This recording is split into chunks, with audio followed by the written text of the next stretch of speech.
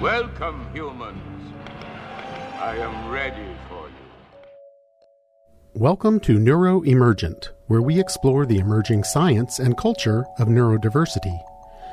I'm your host, Carrie Stewart Lingle, and I am actually autistic. In today's show, we'll be taking a trip to North Pole Studio in Portland to meet artist and public transportation advocate Austin Brague. Seeing that I can be a financially successful artist if I put in the effort and work is motivating in and of itself. I'll also be talking with North Pole Studio's executive director, Carissa Burkett, about the nonprofit organization's mission to help neurodivergent artists navigate the professional world of galleries, exhibitions, grants, and commissions. Some exciting stats. Last year, our artists brought in $85,000 in earned income. But first, it's time for a look back at the month in neurodiversity news.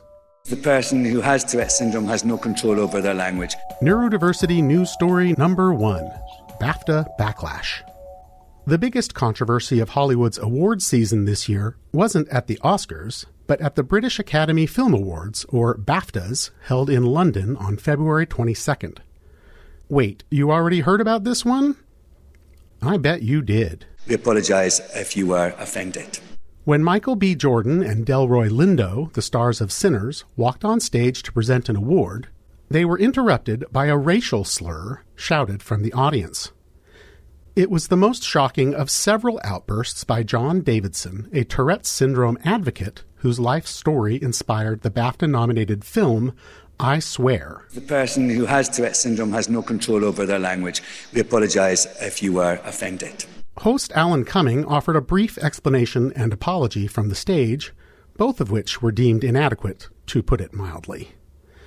To make matters worse, the BBC managed to edit out Davidson's F-bombs, but for some reason decided to air the N-word when it broadcast the show hours later. We apologize if you were offended. On social media, the controversy devolved into a lose-lose war between racism and ableism, or, as Alan Cumming put it in his second attempt at an apology, quote, a trauma-triggering S-word show. I'm so sorry for all the pain black people have felt hearing that word echoed round the world, Cumming wrote on Instagram a week later. I'm so sorry the Tourette's community has been reminded of the lack of understanding and tolerance that abounds regarding their condition. Close quote. Neurodiversity news story number 2, the Great Autism Schism. March 19th marked the inaugural meeting of the Independent Autism Coordinating Committee, an expert panel formed as an alternative to an official advisory board appointed by Health and Human Services Secretary Robert F. Kennedy, Jr. back in January. That group, called the Interagency Autism Coordinating Committee, was also supposed to meet on March 19th, but they canceled earlier this month with no explanation. The committee is charged with advising Congress on funding priorities for nearly $2 billion autism research dollars. But many of Kennedy's appointees are anti-vaccine activists that critics say are unqualified for the job they've been given. According to The Guardian, the Independent Autism Coordinating Committee also has been criticized because only one of the experts chosen to serve identifies as autistic themselves. I called it the Great Autism Schism, but really it's just one skirmish in a full-on war between Kennedy's Health and Human Services Department and the traditional scientific and medical establishments. In related news this month, The Lancet medical journal published a study by Harvard and Brown researchers who found that Kennedy and President Trump's unfounded statements about Tylenol causing autism back in September 2025 led to a 10% decline in Tylenol usage by pregnant women in emergency departments. Meanwhile, prescriptions for leucovorin for children rose 71% after Kennedy and Trump touted the drug as a possible treatment for autism, once again without scientific backing. There are certain groups of people that don't take vaccines and don't take any pills that have no autism. Is that a correct statement, by the way? There are some studies that suggest that, yeah, with the Amish, for example. The Amish, yeah. See, Bobby wants to be very careful with what he says, and he should, but I'm not so careful with what I say. Neurodiversity news story number 3. Dyslexics clap back. In another contribution to the neurodiversity debate, President Trump repeatedly mocked California Governor Gavin Newsom, who has spoken publicly about growing up with dyslexia, calling him dumb and unqualified to be president. I know it's highly controversial to say such a horrible thing. The President of the United States, Gavin Newsom, admitted that he has learning disabilities, dyslexia, everything about him is dumb.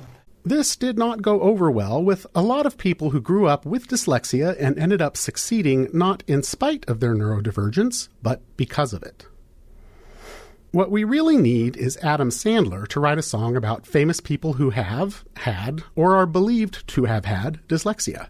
Just to name a few, that list includes Albert Einstein, Thomas Edison, Henry Ford, Steve Jobs, Magic Johnson, Walt Disney, Cher, and Steven Spielberg, who was diagnosed with dyslexia in 2007 at age 60. And then there's Whoopi Goldberg, who used her platform on The View to call out the president in a very personal and very vulnerable way. As a person with dyslexia, our learning disabilities are not meant for you and as to use as cannon fodder. Words like stupid and dumb have no place because you know what they do? They stick to you. When somebody calls you dumb or stupid, it sticks to you for life. And finally, neurodiversity news story number 4. This one isn't controversial, at least not yet, but, give it time. February 19th was the official launch of Synchrony, a new social media app for neurodivergent people looking for friendship and/or romance. Synchrony promises to match people not only by their special interests, but also by their preferred communication styles. An optional AI assistant can help navigate social questions that some people with autism in particular may struggle with. I signed up for a free trial, but I'm not sure I'm going to be able to properly explore the service before the monthly fees kick in. So if anyone out there wants to check out Synchrony and report back on their experience, I would love to hear from you. Links to all of this month's neurodiversity news stories and to my personal email are available at neuroemergent.us. Next, I'm thrilled to welcome back my first returning guest on the show.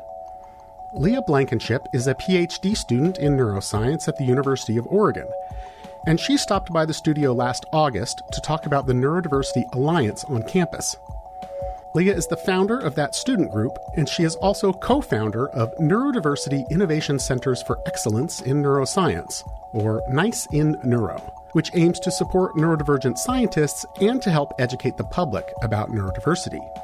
I spoke with Leah on a video call about recent research into the gender gap in autism diagnosis.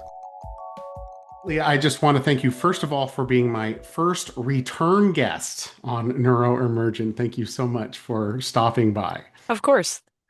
I wanted to talk today about some neuroscience in the news as it relates to autism and neurodiversity. Totally. In February, there was a big study that came out of Sweden. It was published in BMJ, which used to be the British Medical Journal, but like Kentucky Fried Chicken, they decided to just go with the initials. But it was a big population study from Sweden of 2.7 million babies born between 1985 and 2020, and it had some interesting results. Are you familiar with this? Yeah, I thought it was a really exciting study.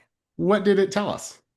Yeah, so essentially this study showed that if you track people, across time, across their lifespan, and take a look at those medical records, and essentially what they found is that while early on in life, you tend to see this kind of stereotyped classic skewing of autism diagnosis toward the male population, when they looked at later in life, the rate of autism diagnoses in women and girls tended to actually end up essentially catching up to the rates that they were seeing in boys, which is really fascinating because for a long time the field has really pushed this narrative that there's a 4-to-1 or 3-to-1 ratio, and that's led to a lot of honestly really unhelpful theories about where autism comes from and why it exists. That's led to a lot of like women and girls and other like gender diverse individuals receiving less care and less diagnosis. So the upshot, if I understand it correctly, is that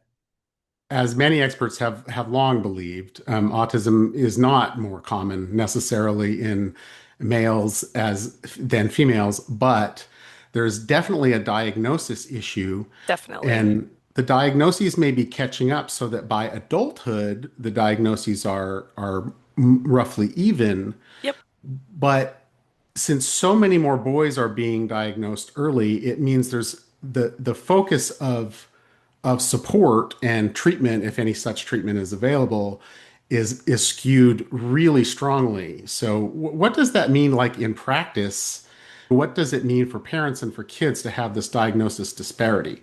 When you don't have access to those services, to the assistance that becomes available with that diagnosis, or even just having access to the label and the understanding and the community that it gives you access to, you tend to see an increase in comorbid diagnoses. So comorbid meaning being diagnosed with more than one thing that maybe have a link to each other, whether that's a biological link or a link coming from like other factors. But essentially, like you're seeing a lot of people who are diagnosed later in life, whether that's men or women, are going to be more likely to develop co-occurring mental health issues because of the experience of growing up without all of that assistance and help. And now, neurodivergent people in general are more likely to have co-occurring mental health issues regardless of diagnosis status, but your likelihood of developing those other problems and then having additional issues to cope with in your life is increased when you don't have access to that diagnosis. So that's one of the big factors, I think, for the motivation and the excitement that the field is starting to recognize this more. When we think about like why does this disparity exist, it's a little bit challenging to speculate. A lot of different experts have opinions on the subject, but definitely it's been amplified over time, the reasons for that disparity, such that I think that disparity has lasted longer than it probably had a right to, as far as like the science is concerned, because of how other people kind of piled on trying to explain that disparity with what I would call mostly pseudoscience. I think one big factor that can affect differences in rates of diagnosis is clinician bias. Like you're more likely to expect autism in young boys, like the way that you might ask certain questions of parents, the types of things that a clinician might be looking for as signs of autism have been really influenced by a lot of this literature that exists about masculine stereotypes about what autistic behavior looks like. But before I go off on that tangent, I think another big factor is, socialization and the role that that plays in how we all behave culturally and within gender boundaries. When male children are experiencing distress, are struggling with things, they're generally more likely to externalize that distress into something that people around them can see. Whereas on average, girls are more likely to internalize those problems and cope with them in ways that are less disruptive to people around them potentially. So you think of, children in a classroom, those disruptive behaviors are more likely to be the thing that gets you attention, that gets you diagnosed, right? So maybe you're just, like spending a lot of time alone, feeling a lot of internal distress, but not having a way to put that out. Maybe the repetitive behaviors that you are leaning into are seen as less, destructive or concerning. A lot of those types of behaviors might not get flagged in the same way. And I think that in my experience, spending a lot of time with a wide variety of people within the community. I also know a lot of men who are late diagnosed, and I think a lot of the commonality between what leads to that late diagnosis is really similar. So a lot of the men that I know that haven't been diagnosed early in life had some similar patterns that we would associate with this lack of diagnosis in women, which is a lot of these men are more likely to be hyperverbal rather than nonverbal early in life, or at least not have as much obvious like language delay that would flag a clinician to look into something. And then these are also like men who grew up in scenarios where either their behavior was not attended to as much, or the types of behaviors that they leaned into as a young autistic person were less destructive or disruptive or attention grabbing to the people around them. And that's no judgment of autistic children that express themselves in whatever way they express themselves. But it is true that you're more likely to get flagged as potentially neurodivergent if neurotypical people, neurotypical caregivers perceive your behavior as disruptive. Boy, that brings up a lot of things. So you were talking about gender bias, but there's also other types of biases. And I'm thinking about, in particular, disruptive behavior in a white boy might be interpreted differently than someone from a different ethnic group, and the biases and stereotypes that are surrounding that. I was wondering if you could walk through maybe some more examples about how things might be either expressed differently in boys and girls in their behavior if they're autistic, but also maybe how the same behaviors can be interpreted differently. Can you think of any examples? The one thing I'm thinking about is I've read about the notion of special interests, and that the special interests that many autistic girls might gravitate toward are stereotypically feminine, and therefore sort of the special interest is just dismissed as, oh, that's just a girl thing. Totally. So can you talk more about that? What does this look like in the real world? Yeah, I think there's a lot of layers there. And I really think I like the point that you brought up too about how this is such an intersectional question, how the perception of race as well as gender and like all these other backgrounds come into the phrasing of these, like whether or not you get diagnosed and how other people perceive maybe the same behaviors. I appreciate you pointing that out because there isn't just a disparity between men and women. It's really specifically like white boys that get diagnosed with autism. I think when I go back to like what are some of the big factors that influence the way that we see things, there's this really famous theory about the origin of autism, which I can only roll my eyes at so much, but it's called the extreme male brain theory of autism. I don't know if it's something you've heard of, but that was popularized by a psychologist in the UK named Simon Baron-Cohen, and he has this, whole theory around excess testosterone in the uterine environment causing more masculinization of the brain, which in a male fetus generates a more autistic phenotype, whereas then girls who might be exposed to that just end up acting more masculine is kind of his theory. He also invented these tests that more people have heard of. Maybe you've heard of like the EQ and SQ test, which is the empathizing and systemizing quotient. I think that gets like thrown around in corporate circles sometimes. But he created these like survey tests that supposedly give people a score for how much they tend to approach the world through a lens of empathizing, which is like connecting with other people, more feeling oriented, and systematizing, which is like approaching the world, or systematizing, one of the two. But what that's kind of like treating the world as systems or problems. And so he believes that these questionnaires like separate this critical distinction between men and women, because men and women tend to score one way or another on these tests, with women scoring higher on the EQ and lower on the SQ. But he also points out that autistic people tend to score more extremely highly on the systematizing quotient and lower on the empathizing quotient. But what's interesting is if you actually look at the questions that are on these questionnaire that he's using, it's interesting because a lot of the questions are specifically framed around very specific interests. Like when you pass a train, do you feel yourself wanting to understand the mechanisms of how the train works, right? A lot of the questions are things like that.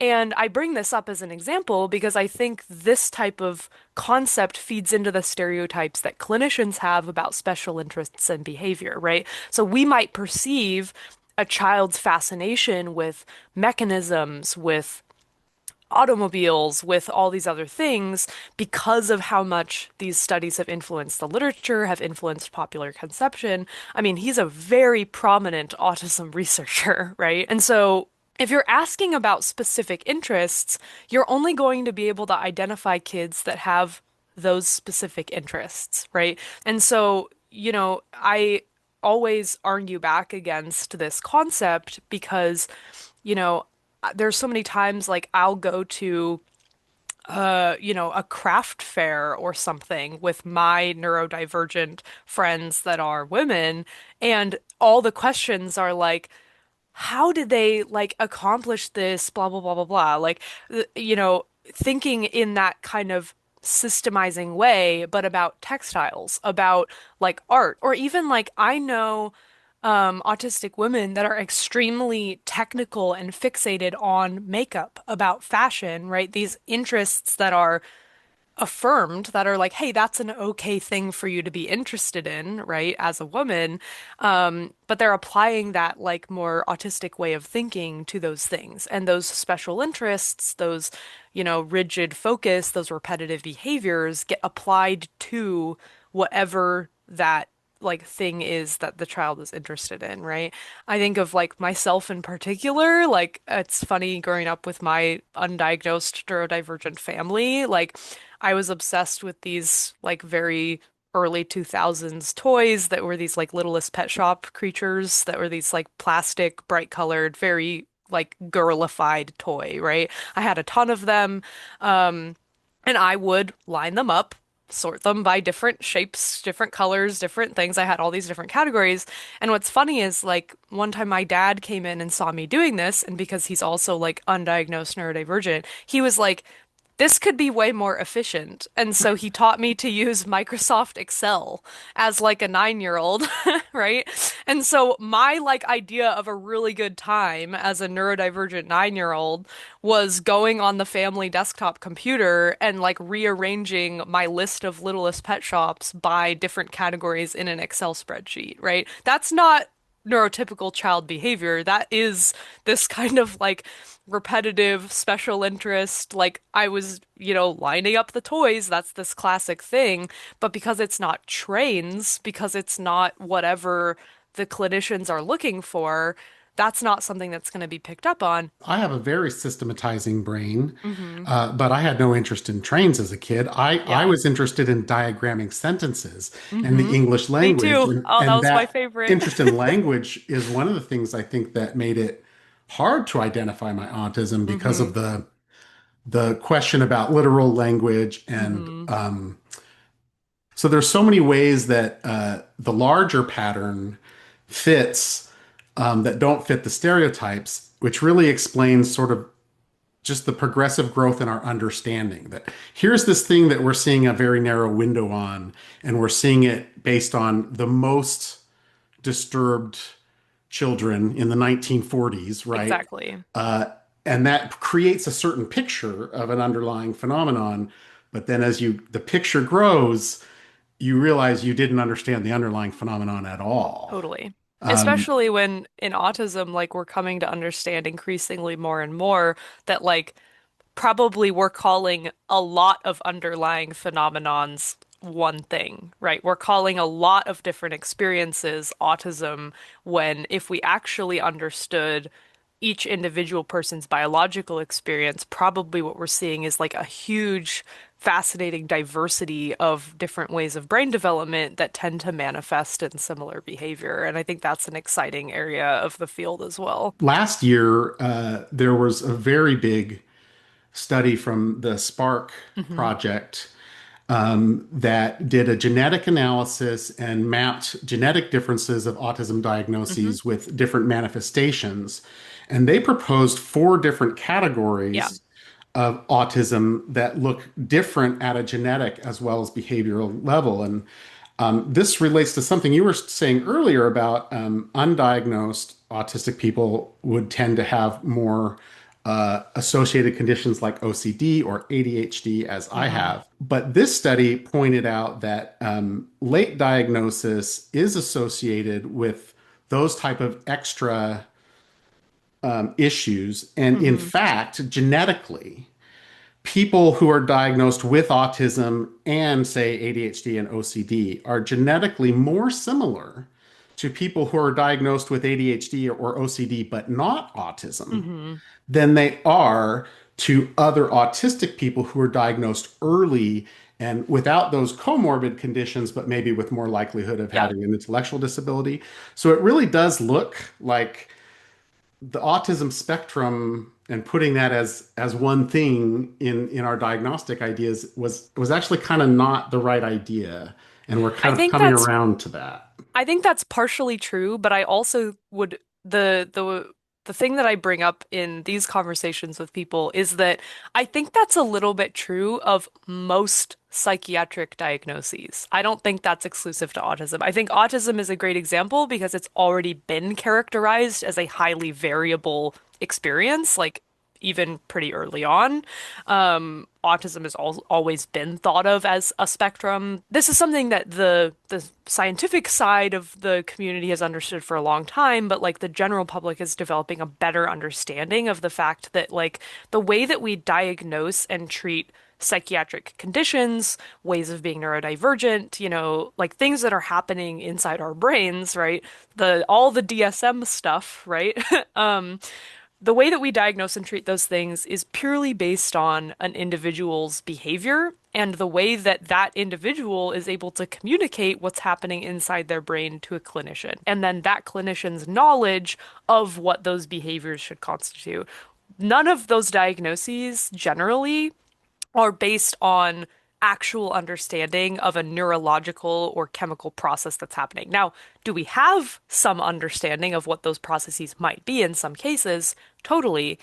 But when we have like a full understanding of how some of those things manifest, then those things tend to be categorized more as a neurological condition, which would be treated by a different type of doctor rather than a psychiatric condition, right? Generally, like we don't actually use a person's biology to diagnose their psychiatric experience. And that's also true about treatment. That's also true about medication, right? A lot of people are usually like horrified and shocked when I explain that like most psychiatric medications are just a chemical that people found had some kind of effect in people or in animals and then tested it on more people and more animals until they decided this seems to help depression. And some of them are highly effective.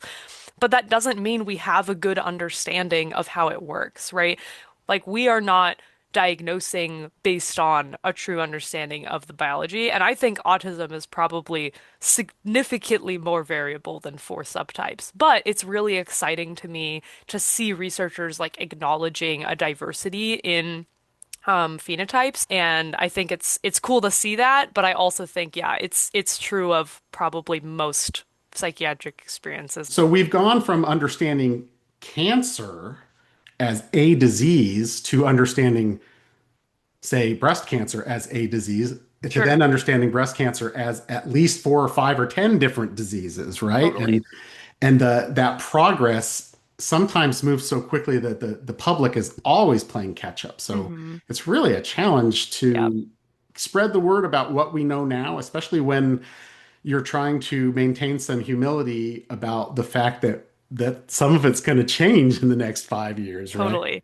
I love that part of science. Like, I love that everything is changing all the time. And I think that people say, like, oh, I don't trust science because they're like, scientists used to say this was safe and now it's not, or whatever it is. And it's like, well, that's because if you, like, believing in science is actually believing in the process of the scientific method, right? Which means that you should expect to be wrong a lot. Like the fact that old ideas get taken down and then rebuilt is science doing its job, right? And yeah, like there's going to be researchers that get papers published that maybe shouldn't have been.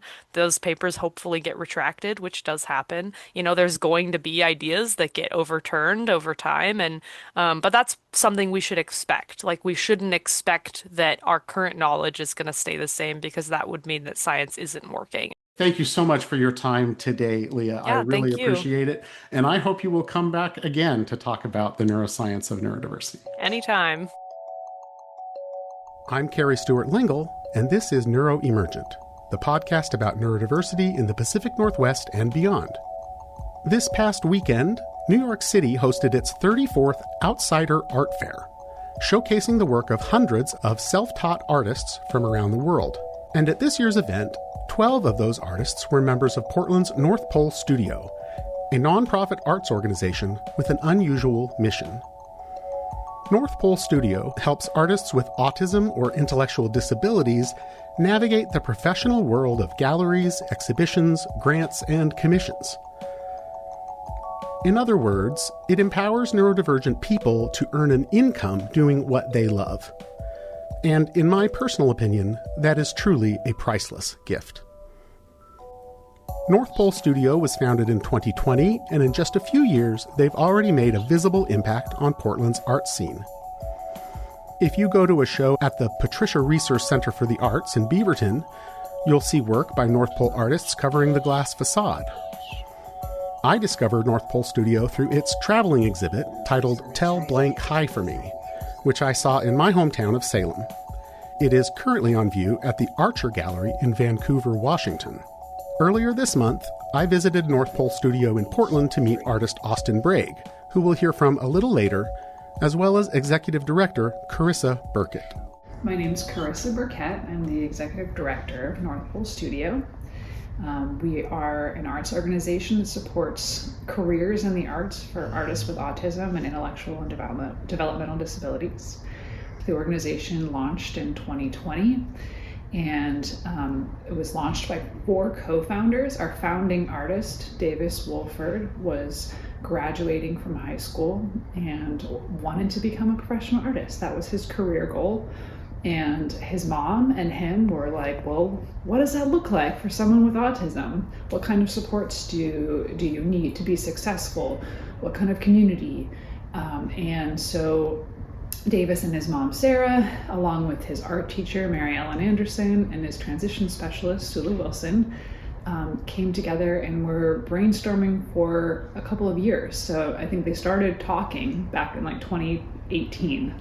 Brainstorming and dreaming, and with the goal of launching in 2020, and they did, and quickly the pandemic made it really difficult to do what they were planning. So they at that moment pivoted to doing virtual classes, as everyone was doing, and as soon as it was safe in 2021 to start coming together physically, they got a small studio space at Northwest Marine Artworks, which is a huge old ironworks building that has 95 artist studios throughout the whole building. So it's this huge hub of professional artists, great community. So they started renting a small space there. And really, originally the idea was kind of that Davis and his peers would have a space to go and make art, and had no idea that it was going to have such a huge response, and that so many more people would want to be involved. So as it started picking up speed, more and more folks were interested in joining the program. 2 large arts organizations that supported this community of artists that closed during the pandemic. So a lot of artists were looking for space, looking for community. And so it just really rapidly grew. And here we are, 5 years and 3 months later. Last year we served close to 600 across all of our programs. And we now have 14 staff members and work with tons of contractors, and the organization has just grown exponentially, which I think both is a testament to the great need and desire for this type of a program in our community, as well as the really positive response of the community, of the art that's being made here, and of the impact that it's having. So some exciting stats. Last year, our artists brought in $85,000 in earned income. That's combined all of our studio artists who make work and sell work. That's through art sales, through getting commissions, through having their work licensed. We lease art to different businesses to hang in their offices for a month or 3 months. And then we have several artists who also have do a lot of speaking engagements as well and get paid for speaking engagements or teaching art as well. So those are the different ways that people can make income. And so we're really proud that this is truly a space where folks are able to pursue careers. The creating of art is super important, obviously, but that added element of getting it out to the world, whether you sell it or not, I think there's just a really important aspect of being able to share what you make and what you create with a broader community. Can you tell me a little bit more about yourself, what your background is, and then how you came to your job here? Sure. I have a master's degree in visual art. While I was getting my master's, I got a job at an organization called Project Grow here in Portland that was my first introduction to this kind of cross-section of disability in art. And that organization was a day program for adults with developmental disabilities, and it was art and urban farming. And I started in that job and fell in love with it.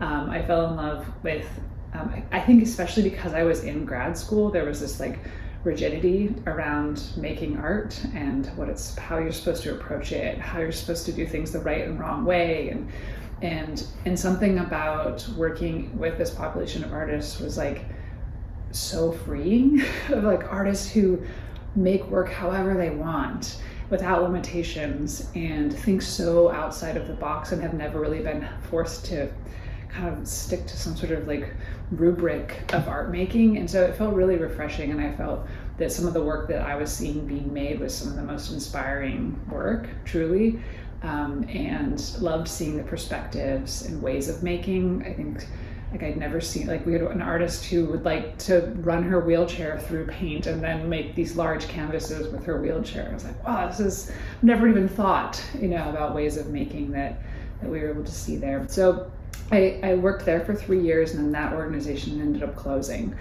losing funding and pivoting. And I felt such a loss of that. Like I just found my meaning, and it went away. But so for then 8 years, I worked in 2 different jobs. I worked as the director of arts programming at the Shalem Cultural Center in Newburgh, and then I worked as the executive director of Third Angle New Music. And I think both of those experiences gave me a lot more arts administration experience, helped me really learn and understand the arts community in this region, funding. I just learned a ton. And when I've been following North Pole, and when I saw that they posted this job, I thought that for an executive director, I thought, wow, this is my opportunity to get back to that like beautiful cross section that I loved. And now I feel like I have all this experience that makes me a much more valuable member of the administrative team for this organization. So I'd like you to go into a little detail about your programming. So let's start with what are the supports that you have developed here? Start from what you thought it was at the beginning, and then what you've learned. But what do those supports look like, and how does that play out in what your organization does? Yeah, that's great. It's a great question. So, the first basic support is a really inclusive studio space to work in, to make art in. So I think, we have a lot of intentionality in how the space is set up, how we have options for artists to work in different ways. So I think the big support we offer is a space that is inclusive. We have a trampoline. You can take a trampoline break. There's not a lot of studios you get that exciting option. And so just like understanding there's all the different sensory challenges that people may have. So being able to really be welcoming and inclusive in the space to create, I think that's one of the basic things. And then that added layer of that every artist, whether you're neurodiverse or not, every artist I think finds it challenging to get opportunities to exhibit and sell and make money, right? Every artist has a hard time doing that. And so I think that support that we are able to provide is really critical for some of our artists. If they are nonverbal, trying to write an application to exhibit is not a possibility. And so we're able to do some of that support.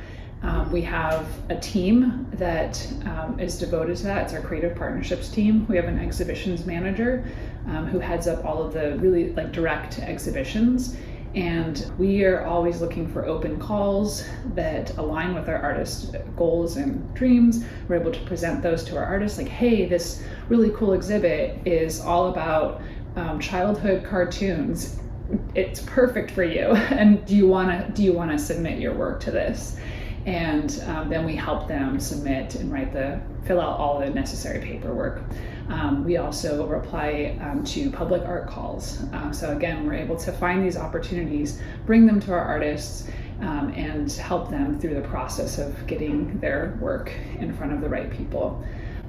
Artists will also bring opportunities to us, and then we help support them through that. We'll even help with grant writing for artists. There are a lot of individual artist grants that will write the grant for them for a project that they're wanting to do. So it's a wide range, and everyone has various skills and various support needs, and I think the difference between getting your art in the world or not, right? Is having people help you make those connections, having people help you navigate confusing and complicated, processes. Sometimes those processes are very confusing and overwhelming. And so I think that's truly, without support, a lot of our artists are making amazing work that just would never get out into the world. Right. So can you tell me about your studio artists? How large is that cohort? And who gets to be in the program and how and why? So right now we have 36 artists in our professional studio program. And our goal when we moved to this new space last year was to have 40 artists in the program by June of this year.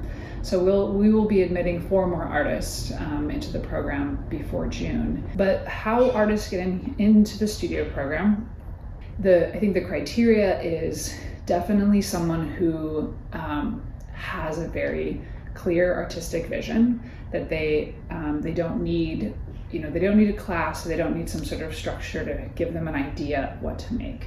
Everyone here has a very focused practice, comes in with a million ideas, and we're not needing to provide any kind of instruction around that. Sometimes we often can provide critiques or feedback, but we aren't providing instruction. And then I think the other thing is a unique artistic voice. So we often will get folks who are interested that are making reproductions of art, perhaps, or which is really fun. A lot of people like to copy different kinds of art, but we're wanting to make sure that everything that people are making is very unique and original, and that is coming from a very unique creative voice. And I think beyond that, also having a goal of professional exhibit. So. I love hobby art. I think it's great to have to make art as a hobby and with no need to try to make a living out of it. It's part of the artistic ecosystem, absolutely necessary, but a different part of the ecosystem. Exactly. So we're definitely looking for people who are I want to exhibit. I've got dreams. I've got goals. I want to be serious about my practice. So I think those are the 3 main things we're looking at. Can you tell me about the Outsider Art Fair and your history of exhibiting there? Yeah. So the Outsider Art Fair is the largest fair in this country that features artists defined outsider, which is a problematic term that we can all agree on. But it was established to showcase artists essentially who exist outside of the formal art education and system. So it includes artists who've been incarcerated, artists who have mental illness, artists who have lived in social isolation. It does include artists with neurodiversities. And so it is a very specific genre of art that has a history more in Europe. There's a long history of kind of this type of art and this genre of art. It's highly collected in Paris specifically, and in New York. And so this annual fair is where collectors come to buy. It's really exciting space. And there are people internationally coming to exhibit at the New York Outsider Art Fair. And North Pole has been exhibiting for 4 years. We've taken artist work there 4 years now. And each year it has grown for us. I think the first year, one artist was taken. You do have to submit artist work and it has to be accepted by the fair. So that first year, just one artist grew to 3 artists, all the way now this year we're bringing 12 different artists' work to the fair. Are they all traveling to New York? No, this year only one artist is traveling out. Aaron is going. Austin has attended the past 3 years. Davis went last year. Davis sold his entire collection that we brought last year out. And last year, in fact, we almost sold our entire collection we brought. So we're bringing a lot more art this year. So we've been talking about your studio artists, but you also do some classes. Yeah, the classes and workshops are a really robust part of our program, honestly. And those classes are open to anyone 16 and up who identifies as having autism or an intellectual and developmental disability. We don't, for any of our programming, we don't require any kind of documentation or proof. It's a self-identifying to participate. All of those classes are sliding scale. Many folks in this population have very limited incomes, and so everything is sliding scale, pay what you can. So what I did not hear was we do classes on the business of art, yes, or how to sell your art, so that is not what you teach, that is just what you do for them. Yes, good point. You're right. And we've done a couple of classes we did artist self-promotion, like tips on how to self-promote yourself. We did a workshop on social media, art, like using social media to promote your art. So we've done a little bit of those kind of like promotion, like art businessy kind of things, but not a lot. Is there anything I did not ask about that you would want to get onto the agenda? Oh man, let me think for a second.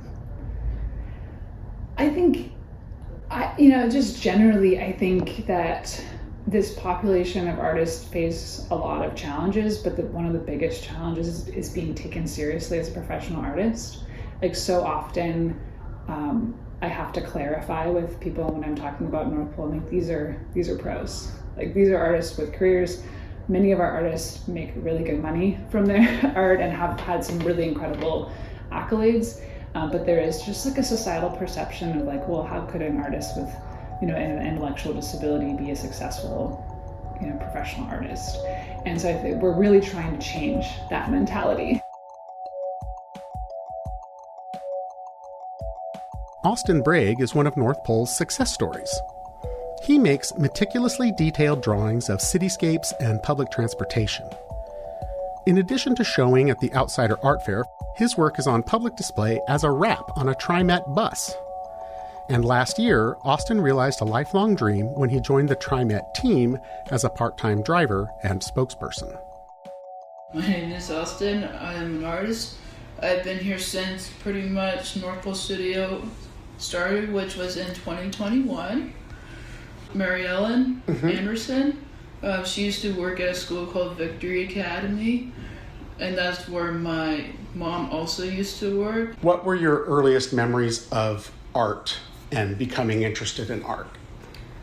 My earliest memories of art was when I was part of this private school in Southwest Portland called Cedarwood Waldorf School, where their curriculum was centered around the arts. And at the time I used to be into drawing animals. Eventually it evolved to something what is completely different today. I'd like to learn about how you developed the style of art that you do. You can describe it in any way that you want. And then the part B is the subject matter, which is a lot of transit architecture. So I'm interested in in that part of the, the content as well as the style. So style and content. I am inspired by other artists. One is who is also autistic, and he's been known as a autistic savant named Stephen Wiltshire, who lives in the UK, and he would draw cities from memory, and I was really taken with this style of art.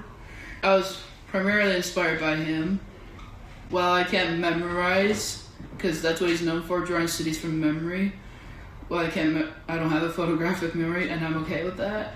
But I'm just so motivated by his style of art and seeing myself being like him in some sort of way. Can you explain your process then a little bit? What kind of reference materials do you use? How do you choose the subjects for your pieces?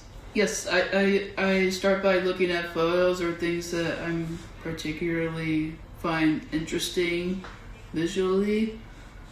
And I do just love cities in the everyday life of transit, and then I print out that reference image and make a grid, both on my drawing paper and my photo reference, so that way I can be accurate and precise with measurements and counting the windows and floors, or the bricks, railroad ties. I like to be accurate.